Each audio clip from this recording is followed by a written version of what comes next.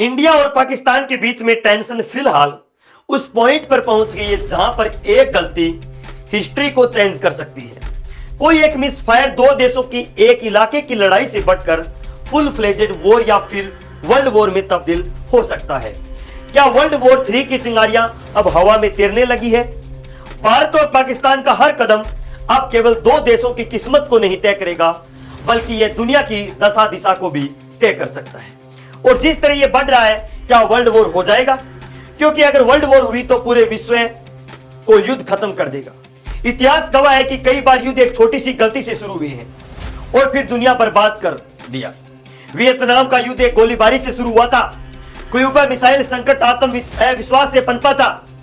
Kosovo का नरसंहार असंवेदनशील सियासत से हुआ था।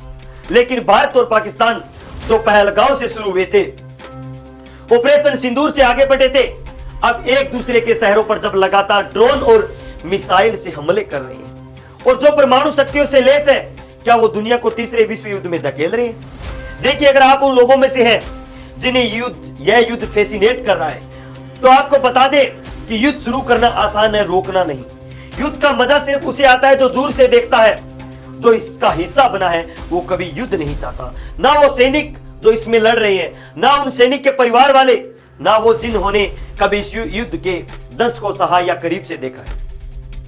और बात बाकी जो परमाणु शक्ति से लैस हैं, अगर उनके बीच में फुल फ्लेजेड वॉर भी, तो मानवता के पास दूसरा मौका नहीं बचेगा। यकीन मानिए, भारत और पाकिस्तान के बीच फुल फ्लेजेड वॉर हुई और अगर यह वर्ल्ड वॉर 3 में तब्दील हुई तो फिर क्या परिस्थिति होगी? आपको बता दे कि फिर मंजर वो होगा जो सुनकर आपको शायद डरा दे। वर्ल्ड वॉर 1 और वर्ल्ड वॉर 2 से कहीं ज्यादा मौतें हुई। वर्ल्ड वॉर 1 में 1 करोड़ 60 लाख लोगों की जान गई थी, अनगिनत बीमारियों में फंसे रहे। वर्ल्ड वॉर 2 जब आया तो इसमें मौतों की संख्या और ज्यादा बढ़ गई। 8 करोड़ के आसपास मौतें हुई, जिसमें हिरोशिमा नागासाकी पर परमाणु बम भी शामिल था। हिरोशिमा में 70,000 लोग, नागासाकी में 400 लोग एक सेकंड में राख हो गई। लेकिन अगर इंडिया और पाकिस्तान फुल फ्लेजेड वॉर करते हैं, परमाणु वॉर करते हैं, तो कहानी बिल्कुल अलग होगी। ये दोनों देश अपने 50-50 हथियारों का भी इस्तेमाल करते हैं, तो ये मान के चलिए कि 10 से 20 करोड़ लोग पहले घंटे में मर सकते हैं। उसकी वजह चाहे दिल्ली हो या कराची, इनकी आबादी घनी है। दिल्ली में 21 करोड़ से अधिक लोग हैं, कराची में 2 करोड़ से अधिक लोग हैं। आधुनिक हथियार इनके पास है जो 15 से लेकर 300 किलो टन की शक्ति रखते हैं। हिरोशिमा में 15 किलो टन का इस्तेमाल किया गया था और अब 3,300 किलो टन तक के हथियार है। आप सोचिए कितने गुना है। अब अगर हथियारों की ताकत बढ़ी है तो तबाही का मंजर भी तो बड़ा होगा। अगर 100 किलो टन का मान लीजिए बम कराची या फिर दिल्ली पर गिर जाता है, तो यकीन मानिए 5 से 10 किलोमीटर तक सब कुछ मलबे में तब्दील हो जाएगा। 20 किलोमीटर तक लोग जलकर राख हो जाएंगे। 30 किलोमीटर तक इमारतें जो है वो पूरी तरह से बढ़ जाएगी, ढह जाएगी। लाखों मौतें मिनटों में हो जाएगी। करोड़ों ऐसे हैं जिनको इलाज नहीं मिलेगा। रेडिएशन का असर अलग आएगा। कैंसर, अपंगता और आगे आने वाली पीढ़ियों में बीमारियां जो इंसान की नस्लों को बर्बाद करके रखती है। अब अगर आपको लगता है कि दोनों देश समझदार हैं, वो लड़ रहे हैं, वर्ल्ड वॉर जैसी सिचुएशन या परमाणु वॉर जैसी सिचुएशन नहीं होगी, तो आपको यह समझना पड़ेगा कि एक गलती वर्ल्ड वॉर शुरू कर सकती है। एक गलती कोई भी युद्ध जानबूझकर शुरू नहीं करता। हालात बनते चले जाते हैं एक मिस फायर। आज भारत और पाकिस्तान के बीच तनाव की तपती रेत पर एक ऐसी गलती, एक मिसाइल का गलत निशाना, एक साइबर हमला, एक आतंकी साजिश या खुफिया जानकारी की चूक ना केवल दोनों देशों को बल्कि पूरी दुनिया को तीसरे विश्व युद्ध की भट्टी में ठोक सकती है। ये दोनों देश ऐसे हैं जो परमाणु हथियारों से लैस हैं। गलतफहमी को सुधारने का वक्त शायद चंद मिनट भी ना मिले। उदाहरण के तौर पर एलओसी पर तनाव के दौरान एक मिसाइल अगर गलत निशाना साध लेती है तो दुनिया बदल सकती है। ऐसा पहले भी हुआ है। तकनीकी खराबी के चलते मिसाइलें इधर उधर गिरी हैं। उस वक्त बातचीत का दरवाजा खुला था, युद्ध नहीं चल रहा था। जैसे तैसे स्थिति संभाल ली गई। लेकिन आप कल्पना कीजिए कि दोनों देशों की तरफ से कोई एक मिसाइल किसी एक देश के रिहायशी इलाके में गिर जाए, अगला देश क्या करेगा? वो पलटवार करेगा उससे बड़ा। उसके बाद अगला बढ़ावा शायद इसी आवेश में कोई परमाणु शक्ति का इस्तेमाल कर ले। ये बहुत ज्यादा खतरनाक हो सकता है। अगर भारत की अग्नि 5 जो 5000 किलोमीटर रेंज या पाकिस्तान की शाहिद 3 जो 2700 किलोमीटर रेंज गलती से इधर उधर चली आती है तो दूसरा हमला करेगा। आज Bharat no first use policy का इस्तेमाल करता है, लेकिन अगर गलत फहमी इस लेवल पर जाती है तो शायद जवाब खतरनाक होगा। मिसाइलें हवा में होगी, दिल्ली, मुंबई, कराची, इस्लामाबाद जैसे शहर मिनटों में तलबे में तब्दील हो सकते हैं। मौजूदा दौर में अगर कहीं कोई आतंकवाद हो जाता है तो यह भी विश्व युद्ध की तरफ धकेल सकता है। 2008 में मुंबई हमलों ने भारत को हिलाया था। 2019 के पुलवामा हमले ने बालाकोट हवाई हमले को जख्म दिया था। पहलगाम में जो कुछ हुआ उसके बाद भारत ने ऑपरेशन सिंदूर चला दिया। आप कल्पना कीजिए, अगर कहीं कोई आतंकवादी हमला होता है तो उसका जवाब भारत सीधे सीधे पाकिस्तान की साजिश मानेगा। जवाबी कार्यवाही होगी, सच्चाई कुछ भी हो वो युद्ध के बीच में दब जाएगी। उसके बाद दुनिया विश्व युद्ध की आग में जा सकती है। भारत और पाकिस्तान के बीच संयुक्त रूप से सैकड़ों हथियार हैं। भारत के पास अनुमानित 180 हथियार हैं। परमाणु के पाकिस्तान के पास भी 170 के आसपास है। और दोनों ही मिसाइलें, चाहे भारत की अग्नि आग, पाकिस्तानी गजनवी, मिनटों में एक दूसरे शहरों को राख कर सकती है। यकीन मानिए, दिल्ली से इस्लामाबाद, कराची से लेकर मुंबई, अगर ये मिसाइलें चलती है तो कोई नहीं बचेगा। सबसे डरावनी बात यह है कि ये दोनों देश इमोशनली ड्रिवन है। भावनाओं का जवार चरम पर है। दोनों देशों के बीच संकट के बीच संचार के चैनल बहुत ही कमजोर है, बहुत कमजोर है। और तनाव पर ये कितने कारगर होंगे इसकी कल्पना आप और हम कर सकते हैं। 2019 में बालाकोट हमले के बाद दोनों देशों के बीच संवाद लगभग टूट गया था। अगर कोई गलती से मिसाइल इधर उधर गई तो गलतफहमी दूर करने के लिए शायद 10 मिनट भी ना मिले। और परमाणु युद्ध में 10 मिनट क्या होता है वो आप कल्पना भी नहीं कर सकते, आप सोच भी नहीं सकते। ये ऐसा युद्ध होता है जिसमें 10 सेकंड मुझे, अगर विश्व युद्ध होता है तो कौन किस तरफ जाएगा? क्या गठबंधन बन सकता है? भारत के पास अमेरिका का साथ होगा, नाटो का साथ होगा, जिसमें ब्रिटेन, फ्रांस, जर्मनी देश आ सकते हैं। जैसे इजराइल भारत का पक्का दोस्त है। जापान, ऑस्ट्रेलिया भी साथ आ सकते हैं। भारत की रणनीतिक स्थिति अधिक, आर्थिक ताकत मजबूत होगी।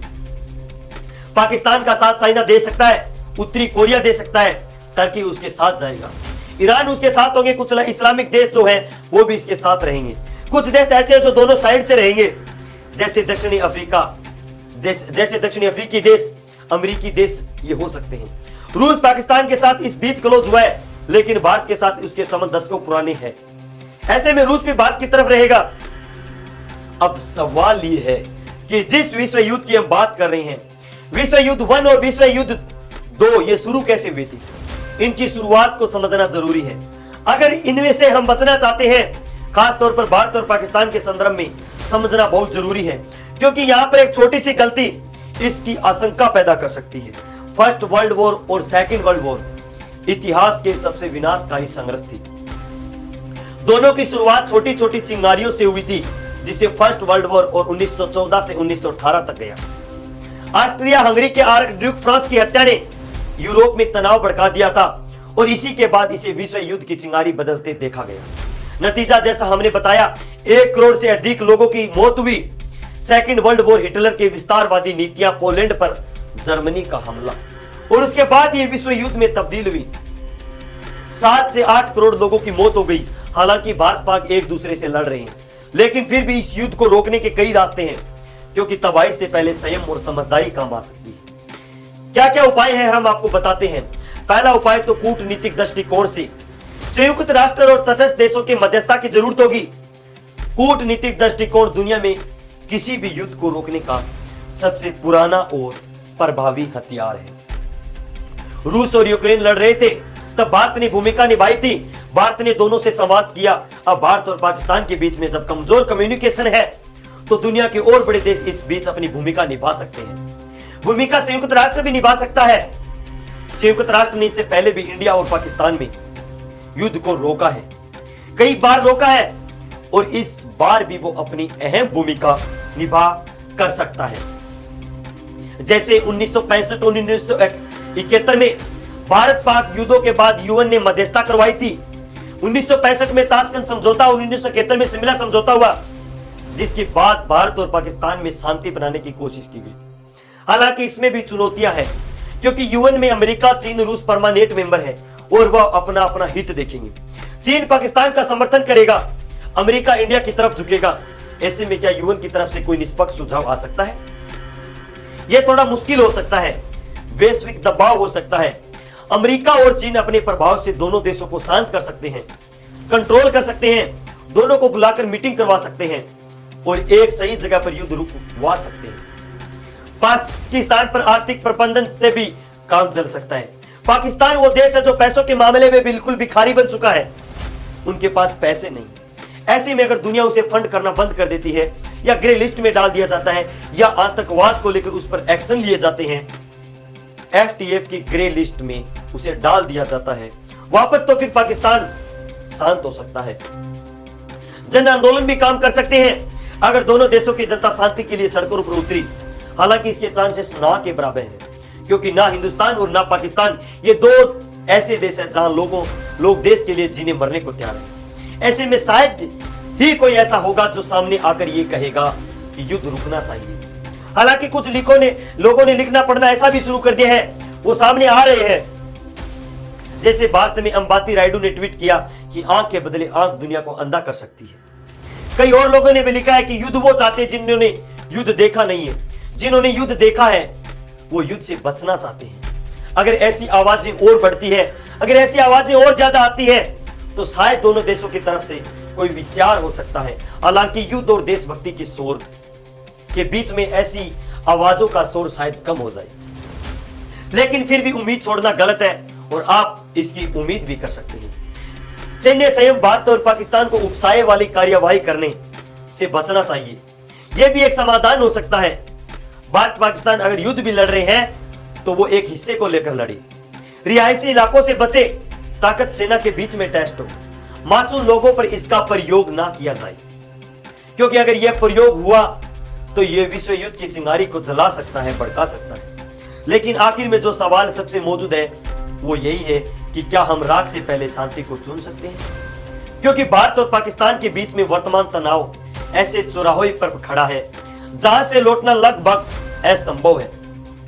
इतिहास ने हमें बार बार सिखाया है कि युद्ध सिर्फ सरकारें नहीं बल्कि सभ्यताएं हराती है। वर्ल्ड वॉर 1 एक गोली और वर्ल्ड वॉर 2 एक तानाशाह के लालच से शुरू हुआ, करोड़ों की जानलेवा पीढ़ियां तबाह कर दी। अब वर्ल्ड वॉर 3 की आशंका है। भारत और पाकिस्तान के बीच एक गलती इतिहास को बदल सकती है। एक मिसाइल इधर उधर होना ये दुनिया को युद्ध की आग में झोंक सकती है। परमाणु शक्ति कभी कोई डाल नहीं रही। ये वो विस्फोटक है जो मानवता की रेत पर टिक चुका है। भारत और पाकिस्तान के बीच इतनी ताकत है कि 5 से 10 मिनट की प्रतिक्रिया में दुनिया से नक्शा बदल सकता है। दिल्ली, कराची, लाहौर, मुंबई जैसे शहर मिट्टी में मिल सकते हैं। रेडिएशन की चुप्पी आने वाली पीढ़ियों को भी सुनाई पड़ेगी। ऐसे में क्या इस युद्ध को रोका जा सकता है? हाँ, अगर संवाद हो, संयम हो, समझदारी हो, कूटनीतिक हथियारों का इस्तेमाल किया जाए और दोनों देश की जनता युद्ध नहीं शांति में है। अगर भारत और पाकिस्तान ये समझे कि दुश्मन एक दूसरे के भीतर नहीं बल्कि अविश्वास और कट्टर सोच के भीतर है। अगर पाकिस्तान आतंकवाद को खत्म कर दे तो हिंदुस्तान उसके साथ शांति समझौता कर ले, क्योंकि अगर यह शांति समझौता नहीं होता है और इस बार कोई गलती होती है तो शायद गलती की कोई गुंजाइश नहीं होगी, क्योंकि इस बार युद्ध शुरू हुआ तो कोई विजेता नहीं बचेगा, सिर्फ बचेगी तो राख राख राख। इसलिए वक्त है इतिहास से सीखने का, क्योंकि अगर नहीं सीखे तो हिंदुस्तान पाकिस्तान ही नहीं एशिया और पूरी दुनिया शायद उठेगी। हमें तय करना है कि क्या हम मिलकर इतिहास बना सकते हैं या इतिहास के पन्ने पर खून की स्याही से अपना नाम दर्ज कर सकते हैं। फैसला हिंदुस्तान और पाकिस्तान के लोगों को करना है, फैसला हिंदुस्तान और पाकिस्तान की सरकार को करना है। तो जय हिंद, जय भारत, नमस्कार दोस्तों। वीडियो को लाइक कर देना अगर पसंद आए तो, और हाँ, कमेंट में जय हिंद जरूर लिखना।